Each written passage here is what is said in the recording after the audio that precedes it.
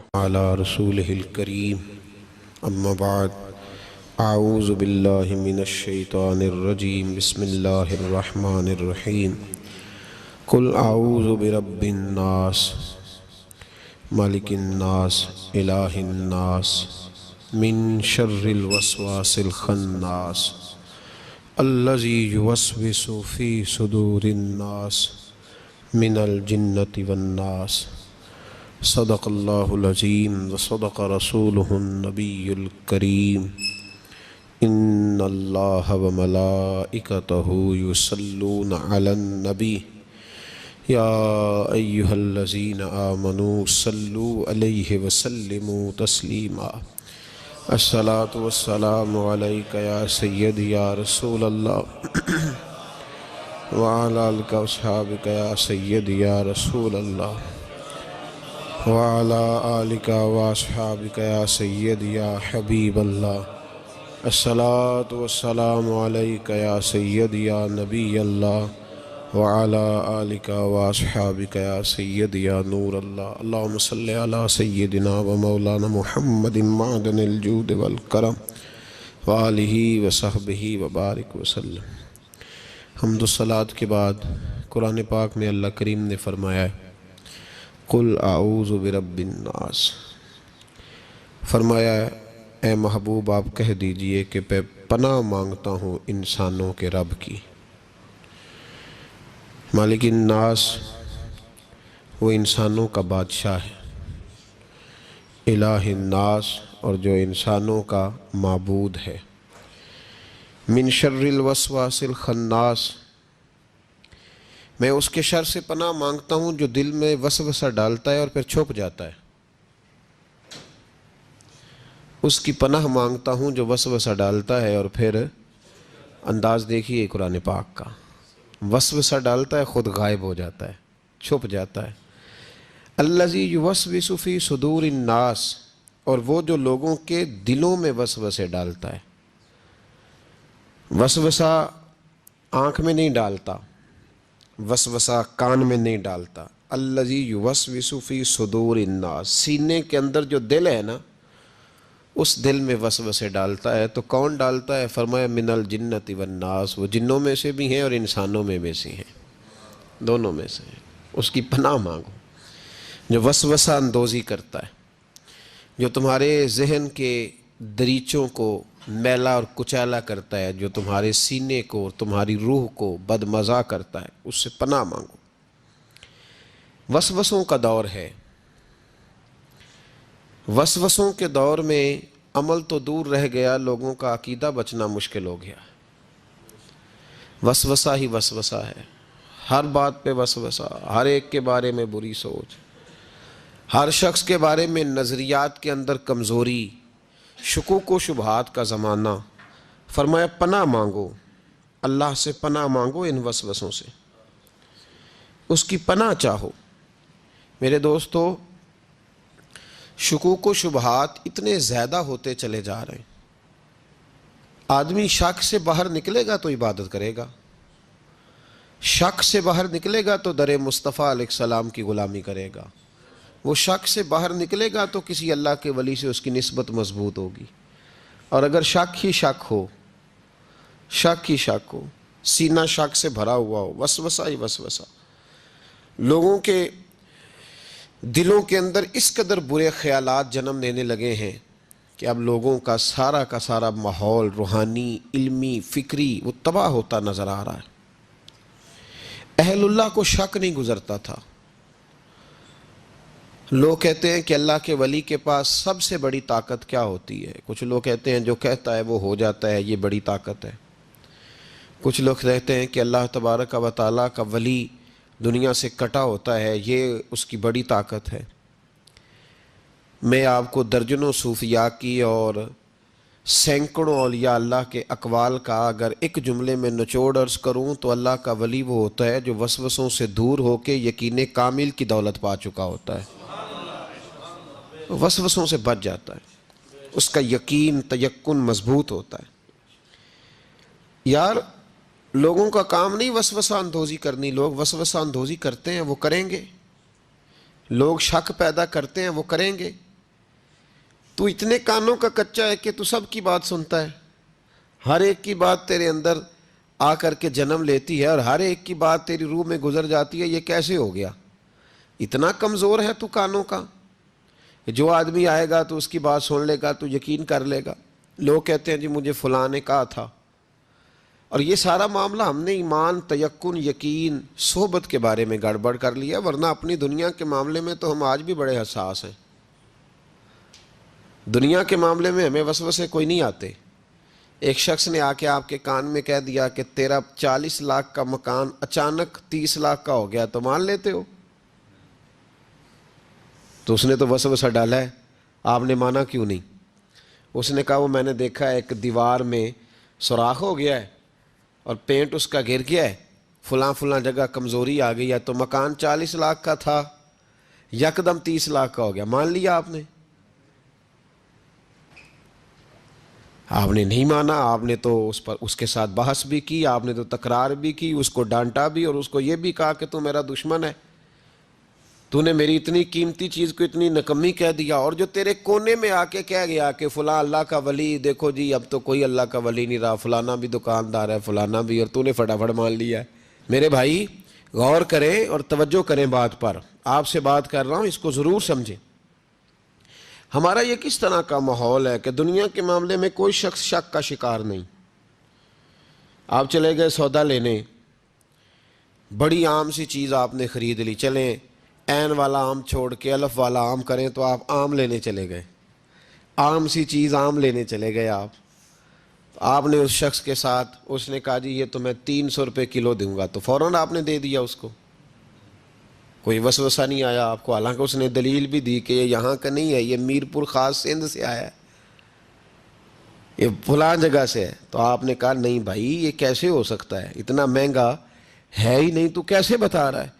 لیکن عجیب معاملہ ہے کہ دین کے بارے میں لوگ فوراً کہتے ہیں جی مجھے بڑے بڑے خیالات آتے ہیں، بڑے بڑے خیال اس کو آتے ہیں جس کی توجہ ہٹتی ہے. ایکسیڈنٹ اس کا ہوتا ہے جو سیدھا نہیں دیکھتا، دائیں بائیں دیکھتا ہے. جس کا دھیان سیدھا ہوتا ہے اس کی گاڑی سیدھی چلتی ہے. تو نے دائیں بائیں دیکھا ہے تو تجھے وسوسہ آیا ہے، تو نے ادھر دیکھا پھر تجھے وسوسہ آیا. جن کی توجہ سیدھی یار کی طرف رہتی ہے، جن کی توجہ سیدھی یار کی طرف، جن کی توجہ سیدھی رہتی ہے، انہیں وسوسے، انہیں دیدار سے فرصت نہیں تو وسوسہ کیسے آئے گا. النظر الی وجہ رسول اللہ، حضرت سیدنا ابو بکر صدیق نے کہا تھا یا رسول اللہ ایک کی دل کی تمنا ہے کہ آپ بیٹھے رہیں میں دیدار کرتا رہوں. وسوسہ کیسے آئے گا؟ وسوسہ تو اس کو آئے گا جو ابو جال کی بھی سنے گا، وسوسہ تو اس کو آئے گا جو ابو لہب کو بھی ٹائم دے گا. وسوسہ تو، ناراض تو نہیں ہو جائیں گے آپ، وسوسہ تو اس شخص کو آئے گا جو عبداللہ بن ابی سلول کے پاس بھی تھوڑا وقت گزارے گا، تو جس کا بیٹھنا اٹھنا ہی مولا علی کے ماننے والوں کے پاس ہو، جس کا ہر وقت ٹھکانہ ہی جناب بلال حبشی کے غلاموں کے پاس ہو، جو ہر وقت بیٹھے ہی اس کے پاس، جو جیے بھی تو جناب صدیق اکبر کے ساتھ، اور جس کی رگوں رگوں میں حضرت عثمان غنی اور عمر فاروق بستے ہوں، اس کو کیسے وسوسہ آ سکتا ہے؟ ہمارا جرانہ ہی بڑا پکا مضبوط ہے، تعلق ہی بڑا، ہمیں کیسے وسوسہ آئے گا؟ وسوسہ کسی اور کو آیا کرتا ہے. اہل اللہ کے پاس وسوسے کیسے آ گیا بھائی؟ وسوسہ آتا ہی نہیں، ہو ہی نہیں سکتا، ممکن ہی نہیں. اور اگر آتا بھی ہے نا، آتا بھی ہے وسوسہ انہیں، وسوسہ تو ایک طرف رہ گیا، اگر وہاں شیطان بھی آئے تو ٹک نہیں سکتا، تو بھاگ جاتا ہے، وہ تو بھاگ جاتا ہے، شیطان بھاگ جاتا ہے. حضرت سیدنا غوث اعظم رضی اللہ تعالیٰ عنہ کے پاس آیا تھا شیطان، حضور غوث پاک کے پاس آیا تھا. آتا ہے پر اللہ والوں کے پاس ٹکتا نہیں، آ جاتا ہے، ٹکتا نہیں. حضور غوث اعظم رضی اللہ تعالیٰ عنہ نے 40 سال اللہ کی عبادت کی، 40 سال. یہاں بھی لوگ بڑے پریشان ہو جاتے ہیں، کیسے جی کیسے کر لی؟ تو میں نے کہا قرآن پڑھو، والذین یبیتون لربہم سجدا وقیاما، وہ راتیں گزار دیتے ہیں اپنے رب کے لیے سجدہ کرتے اور قیام کرتے. تو یہ قرآن کی نص نے جب بیان کر دیا، تجھے کیسے شک ہو گیا؟ وہ قرآن کی نص بیان کر رہی ہے کہ اللہ کے کچھ بندے راتیں سجدے اور قیام میں گزار دیتے. حضور غوث اعظم نے 40 سال عشاء کے وضو سے فجر کی نماز ادا فرمائی. تو ایک دن آسمان پہ نا ایک چھوٹا سا بادل کا ٹکڑا آیا، معاذ اللہ ثم معاذ اللہ. وہ کہنے لگا عبد القادر میں تیرا رب ہوں. اس کے اندر سے آواز آئی میں تیرا رب ہوں, تو نے بڑی عبادت کر لی, اب تو بے شک پڑھ بے شک نہ پڑھ. کئی ملنگوں کو معاف نہیں ہو گئی معاذ اللہ کہ بے شک پڑھ بے شک نہ پڑھ, عام اجازت ہے. تو حضور غوث اعظم رضی اللہ تعالیٰ عنہ فرمانے لگے اعوذ باللہ من الشیطان الرجیم. جب آپ نے یہ پڑھا تو وہ سامنے آ کے کھڑا ہو گیا, کہنے لگا عبد القادر آپ کو کیسے پتہ چلا کہ میں شیطان ہوں؟ تو آپ فرمانے لگے پاگل, مجھے کیسے پتہ نہ چلتا؟ جس رب نے اپنے پیارے حبیب علیہ السلام کو نماز معاف نہیں کی, اس نے عبد القادر کو کیسے معاف کر دی؟ جب حضور کے لیے یہ حکم نہیں آیا کہ محبوب چاہے پڑھو چاہے نہ پڑھو, وہاں تو حکم آیا کہ محبوب تہجد بھی پڑھو. وَمِنَ اللَّيْلِ فَتَہَجَّدْ بِهِ نَافِلَةً لَكَ, نفع دے گی آپ کو, تہجد بھی پڑھے. تو ان کے لیے جب یہ حکم نہیں تو میرے لیے کیسے آ گیا؟ اب شیطان تھا نا, تو اس نے پھر ایک اور چال چلی. یہ باز نہیں آتا, ہم باز آ جاتے ہیں کئی دفعہ, اس کے پیچھے پیچھے چلنے لگ جاتے ہیں, لڑ کے تھک جاتے ہیں. وہ نہیں تھکتا, وہ نئی سے نئی چال, نئی سے نئی چال, اس کا نیا سے نیا روپ. من الجنت والناس, جنوں میں سے بھی اور اس کے نئے سے نئے روپ ہوتے ہیں. اس نے ایک نیا روپ دھار لیا, کہنے لگا عبد القادر 300 ولی میں نے اسی طرح گمراہ کیے. آپ چونکہ عالم تھے تو آپ کے علم نے آپ کو بچا لیا. تو غوث اعظم فرمانے لگے نئے روپ سے آئے ہو؟ کہنے لگا 300 میں نے گمراہ کیے, یہ تو آپ عالم تھے تو بچ گئے, آپ جانتے تھے تو بچ گئے, میں نے 300 گمراہ کیے. تو حضور غوث اعظم فرمانے لگے پھر گمراہ کرنے لگے ہو نیا روپ دھار کے؟ مجھے میرے علم نے نہیں بچایا, مجھے اللہ کے فضل نے بچایا ہے. کئی عالم بھی تو گمراہ ہو جاتے ہیں نا, مجھے میرے علم نے نہیں بچایا, مجھے میرے اللہ کے فضل نے بچایا ہے. میرے بھائی, میرے عزیز طریقت کے مسافروں, یاد رکھو, سمجھ لو اس بات کو کہ وسوسہ آتا ہے. وسوسہ, 2 قسم کے مہمان آتے ہیں, 2 قسم کے مہمان. ایک مہمان وہ آتا ہے جو آتا ہے تو بندہ توجہ نہیں کرتا, وہ خود کہتا ہے اس نے نہیں میری طرف توجہ کی, وہ مہمان چلا جاتا ہے, پتہ نا آپ کو. اور جس کو بندہ اٹھ کے سینے سے لگائے اور اس کے ساتھ گفتگو شروع کر دے, وہ مہمان جاتا ہے؟ وہ تو بیٹھا رہتا ہے, وہ تو نہیں جاتا. تو وسوسہ آتا ہے, جو تو توجہ نہ کرے اس کا چلا جاتا ہے, اور جو سینے سے لگا لے, سوچنے لگ جائے, غور کرنے لگ جائے, اس کا وسوسہ بیٹھ جاتا ہے, اسی کے پاس رہتا ہے, دوستانہ کر لیتا ہے. کئی دفعہ تو بالکل مکان ہی ساتھ بنا لیتا ہے, ہر وقت کوئی نہ کوئی بات کان میں, ہر وقت کوئی نہ کوئی بات کان میں. کیوں وسوسہ آتا ہے؟ تجھے کیسے آ گیا؟ اس کا یقین کامل ہو, اسے وسوسہ کیسے آئے؟ جس کی توجہ سیدھی ہو اسے وسوسہ نہ چھڑ یار دا بوہا. یہ تو بھئی تو اگر اندر رہتا, صحبت کے اندر رہتا, چھتری کے نیچے رہتا, تو پھر وسوسہ تجھے کیسے وسوسہ کس طرح تیرے پاس آیا؟ وسوسہ اس کے پاس آتا ہے جو وسوسے کی جانب توجہ کرتا ہے. بہت زیادہ لوگوں کو بدگمانی ہونے لگی ہے, بہت زیادہ وسوسے آنے لگے ہیں, بہت زیادہ خیال ہونے لگا ہے, بہت زیادہ توجہ ہونے لگی ہے. بڑی لوگوں کا معیار اس طرف جائیں, ہر چوتھا آدمی آ کے کہتا ہے برے خیالات آتے ہیں. کیوں بھائی برے خیالات آتے ہیں؟ کیسے آ گئے؟ ہمارا تو دل ہی ایک ہے, اور دل میں یار بھی ایک ہے, دوسرے کے لیے جگہ ہی کوئی نہیں, تو وسوسہ کیسے آئے گا؟ ہم تو اس کے دیدار سے آج تک فارغ نہیں ہوئے, تو غیر کی طرف دیکھ کیسے لیا؟ یہ کیسے ہو گیا؟ ممکن کیسے ہوا؟ اپنے آپ کو سمیٹیں, ان وسوسوں سے اپنے آپ کو بچائیں, ان پر قطعی طور پر کوئی توجہ نہ دیں. اور اگر کبھی آ بھی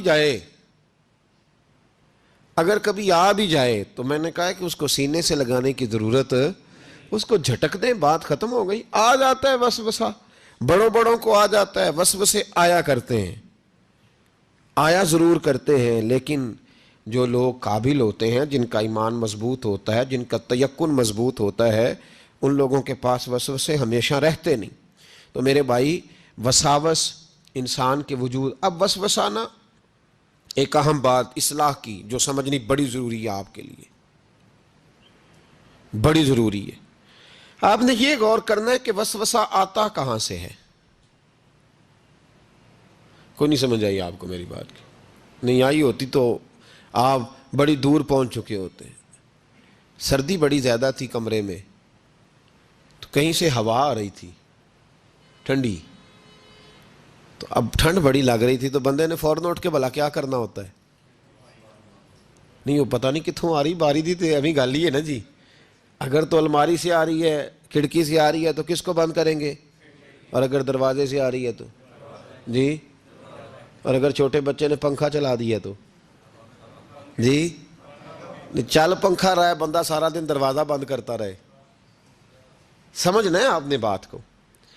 آپ نے اس دروازے کو بند کرنا ہے جہاں سے وسوسہ آتا ہے. اگر آپ کا قریبی سجن ہے نا, قریبی دوست ہے, قریبی, اخنس بن شریح کہتا ہے میں دین کے قریب آ گیا تھا, یہ دین کے قریب آ گئے تھے. کس طرح آئے؟ جن دنوں انہوں نے نبی پاک صلی اللہ تعالیٰ علیہ وآلہ وسلم کو شیب ابی طالب میں قید کیا ہوا تھا نا, تو اللہ کے محبوب علیہ السلام رات کو پہاڑ پر بیٹھ کر قرآن پاک کی تلاوت فرماتے تھے.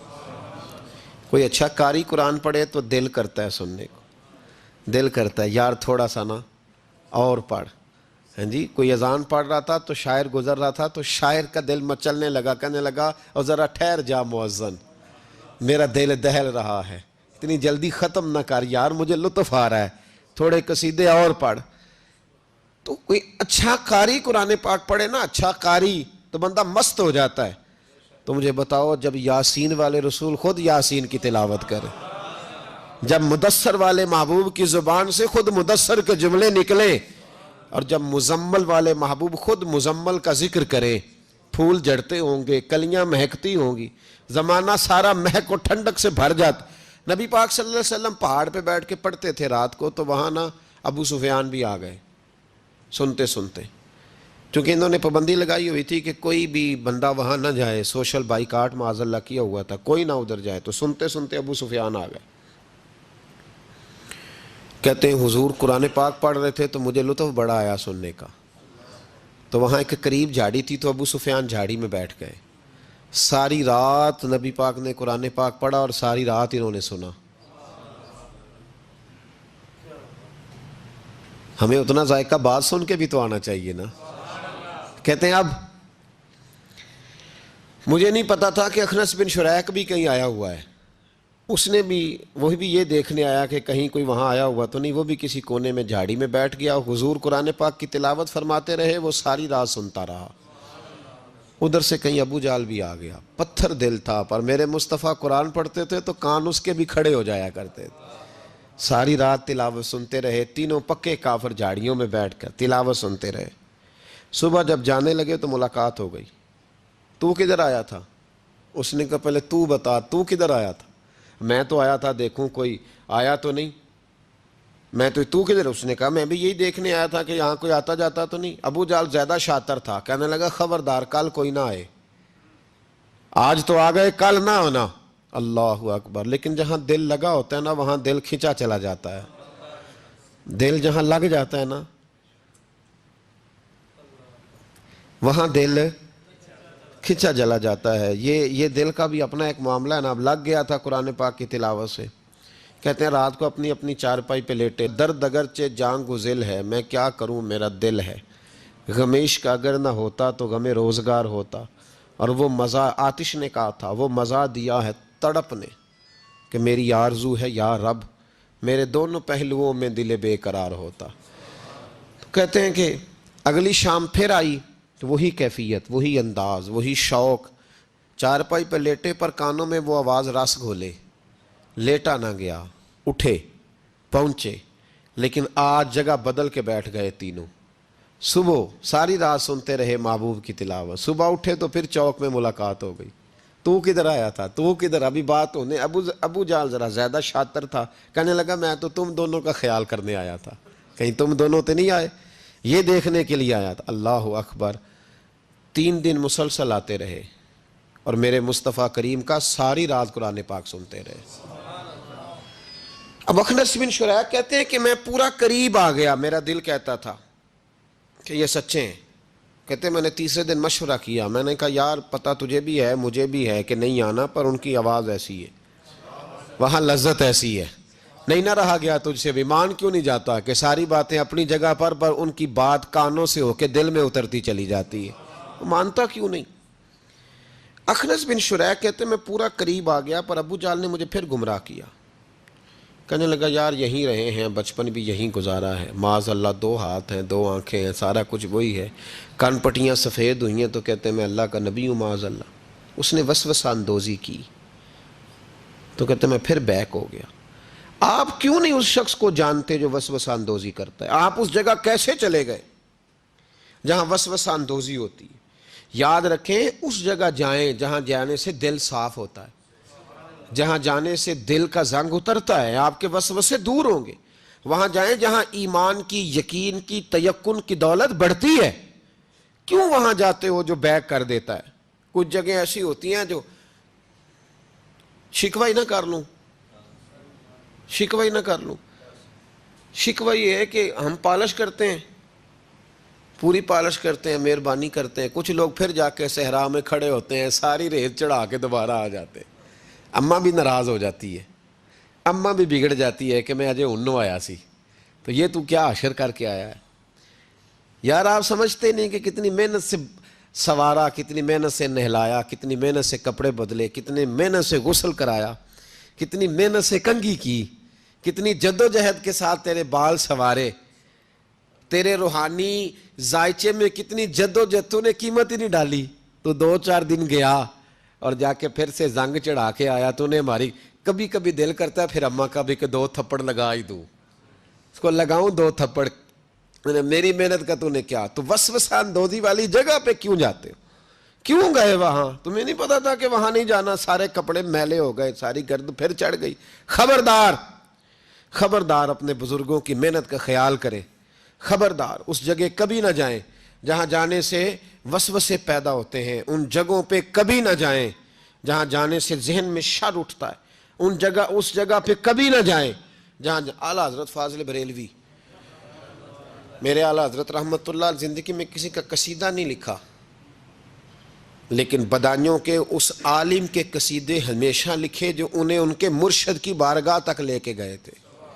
اس عالم کے بھی قصیدے لکھے، کہتے تھے میں تیرا بھی شکر گزار ہوں یار، تو نے میرے اوپر مہربانی فرمائی، میں تیرا بھی شکر گزار ہوں، من لم یشکر الناس ولم یشکر اللہ، میں تیرا بھی شکر گزار۔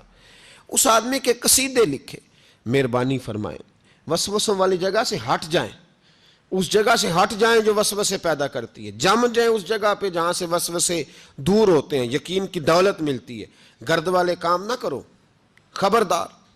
وسوسے اس شخص کو آتے ہیں جو بری جگہ پہ بیٹھتا ہے، جو بری سنگت میں جاتا ہے، اس کے ذہن میں سوال اٹھتے ہیں۔ میں نے بہت سارے ایسے لوگ دیکھے جو بری سنگتوں میں جاتے تھے تو گمراہ ہو گئے، اس لیے نبی پاک علیہ الصلوۃ والسلام نے پابندی لگائی ہے، فرمایا لا تصاحبوا الا مؤمنا، خبردار صحبت نہ اختیار کرنا سوائے اس کے کہ بندہ کامل مومن ہو۔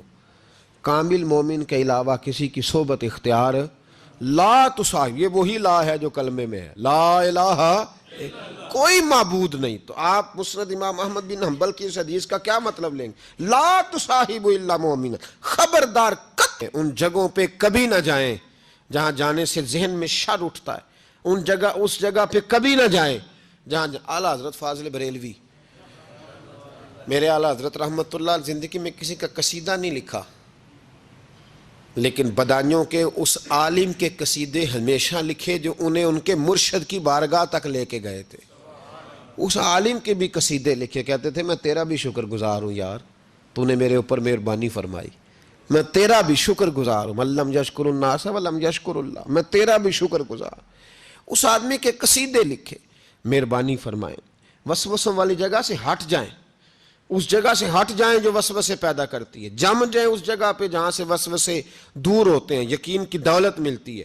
گرد والے کام نہ کرو، خبردار۔ وسوسے اس شخص کو آتے ہیں جو بری جگہ پہ بیٹھتا ہے، جو بری سنگت میں جاتا ہے، اس کے ذہن میں سوال اٹھتے ہیں۔ میں نے بہت سارے ایسے لوگ دیکھے جو بری سنگتوں میں جاتے تھے تو گمراہ ہو گئے، اس لیے نبی پاک علیہ الصلوۃ والسلام نے پابندی لگائی ہے، فرمایا لا تصاحبوا الا مؤمنا، خبردار صحبت نہ اختیار کر سوائے اس کے کہ بندہ کامل مومن ہو۔ کامل مومن کے علاوہ کسی کی صحبت اختیار لا تصاحب، یہ وہی لا ہے جو کلمے میں ہے، لا الہ کوئی معبود نہیں۔ تو آپ مسند امام احمد بن حنبل کی اس حدیث کا کیا مطلب لیں گے؟ لا تصاحبوا الا مؤمنا، خبردار قطعاً نہ جا کے اس بندے کے پاس بیٹھنا جو کامل مومن نہ ہو. تو کچے لوگوں کے پاس کیوں بیٹھتے ہو؟ حدیث پاک کے لفظوں کے اوپر جو اہمیت ہے جملوں کی اس کو سمجھیں. لا الہ، بولیے لا الہ. یہی لا یہاں بیان کیا، لا تصاحب الا مومنا. خبردار اس بندے کے پاس کبھی نہیں جانا جو کامل مومن نہ ہو، اور جو کامل مومن ہو اس کے پاس ضرور جا کے بیٹھنا. یہ حضور ایک بات شیخ سعدی نے لکھی ہے. شیخ سعدی رحمۃ اللہ علیہ فرماتے ہیں، یہ میں آپ کو جواب دے رہا ہوں، کچھ سوالوں کا جواب ہے جو ذہنوں میں اٹھتے ہیں. شیخ سعدی رحمۃ اللہ تعالیٰ علیہ کہتے ہیں ایک باپ اپنے بچے کو کہتا تھا، بچے ان لوگوں کے پاس نہ بیٹھا کر، بندے صحیح نہیں، تیرے ذہن میں وسوسے پیدا کریں. اس نے کہا ابا جی وہ نہیں صحیح، میں تو صحیح ہوں نا، مجھے کوئی کچھ نہیں کہہ سکتا، میں خود بڑا ٹھیک ہوں. تو اس نے کہا بیٹا نہیں، صحبت صالح ترا صالح کنن، اور صحبت طالح ترا طالح کنن. چنگیاں دے لڑ لگی ساں تے میری چولی چ پھل پے، پیڑیاں نال میں رل گئی تے میرے اگلے بھی ڈول گئے، میرے اگلے بھی پیڑیاں نال میں رل گئی تے، یعنی پھر ریت سے کپڑے بھر گئے سارے. کہا شیخ سعدی کہتے ہیں اس والد نے اپنے بچے کو سمجھایا، کہا نہ جا ادھر ورنہ تو. اس نے کہا ابا میں جب ٹھیک ہوں تو میرا کوئی کیا بگاڑ لے گا؟ ہمیں بڑی جلدی یہ گمان ہو جاتا نا میں کامل ہو گیا ہوں، میرا کوئی کیا بگاڑ لے گا، میں جاؤں گا. والد نے سمجھایا، باپ تھا نا، اس نے سمجھایا. لیکن کچھ لوگ بغیر حادثوں کے سمجھتے بھی نہیں، وہ سمجھتے ہیں حادثہ ضروری ہے، حالانکہ بغیر حادثے کے، بغیر دکھوں کے سمجھ آ جائے تو بڑی اچھی ہے. تو بس اس نے کہا نہیں میں نہیں مانتا. والد نے ایک مثال سے سمجھانا چاہا. اس نے کہا تو ٹھیک ہے، کہا میں بالکل ٹھیک ہوں. کہا اس طرح کر، جا بازار سے نا 2 کلو اچھے والے سیب لے کے آ. نوجوان میری بات پہ خاص توجہ کریں. 2 کلو اچھے سیب. وہ سیب لایا بڑے خوبصورت پیارے. کہا دیکھ کے لانا، کوئی دھاگ نہ ہو، کوئی دھبا نہ ہو، کوئی ایسی. وہ دیکھ کے لایا بڑے خوبصورت بڑے پیارے اچھے سیب. کہا بیٹے اب دوبارہ جاؤ منڈی اور 1 کلو گندے بھی لے کے آ، گلے سڑے بھی لے کے آ. اس نے کہا ٹھیک ہے. گلے سڑے بھی لے آیا 1 کلو. اچھے کتنے تھے؟ 2 کلو. گلے سڑے کتنے تھے؟ 1 کلو. اب اس نے وہ 2 کلو سیب ایک ٹوکری میں ڈالے اور گلے سڑے بھی اس کے اندر ڈال دیے. کہا بیٹے وہاں رکھا. کہا ابا جی کرنا کیا ہے؟ فرمایا سویرے بتاؤں گا. صبح کا جب سورج چمکا نا، صبح کا جب سورج چمکا تو والد نے کیا کیا، اس کو کہا جاؤ ٹوکری لے کے آ. اب جب ٹوکری لایا نا تو غور کرنا بات پر، برے کتنے تھے، اچھے کتنے تھے. اب جب اس نے کھولا نا تو کہا بیٹے کھول. وہ جو اچھے تھے وہ بھی گل گئے تھے، بھی گل سڑ گئے. والد نے اپنے بیٹے کو سمجھایا. اس نے کہا بیٹا یہ جو شر ہوتا ہے نا یہ جلدی پھیلتا ہے، جو شر ہوتا ہے نا جلدی پھیلتا ہے. ناپاکی تھوڑی سی ہوتی ہے پر غسل سارے وجود کو کرنا پڑتا ہے. سارے وجود کو ناپاکی تھوڑی سی ہوتی ہے پر آپ دیکھ لیں کہ اس کے لیے سارا بدن دوبارہ سے. تو شر تھوڑا سا بھی آئے تو میل کچیل کر دیتا ہے. اتنا سا بھی شر جو ہوتا ہے نا وہ بہت ساری جگہ پہ خرابی پیدا کرتا ہے.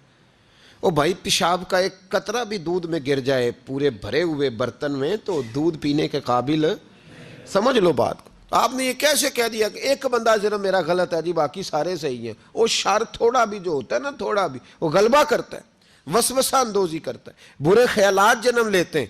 اس سینے کو اگر صاف رکھنا ہے، اس سینے کو اگر توانا رکھنا ہے، اس سینے کو اگر ٹھنڈا رکھنا ہے تو پھر ان کے پاس جا کے بیٹھنا پڑے گا جن کے سینے ٹھنڈے ہیں. اگر عقیدے کو، نظریے کو، سوچ کو صحت مند رکھنا ہے تو کبھی بیمار عقیدے والے کے پاس نہیں بیٹھنا. صحت مند کے پاس بیٹھو گے تو صحت مندی نصیب ہوگی. یہ یاد رکھ لیں، یاد رکھ لیں. چنگے بندے دی صحبت یارو وانگ دکان اتاراں، سودا پاویں مول نہ لئیے، ہلے اون ہزاراں. نہ خرید بے شک کوئی شے، خوشبو تو آئے گی نا.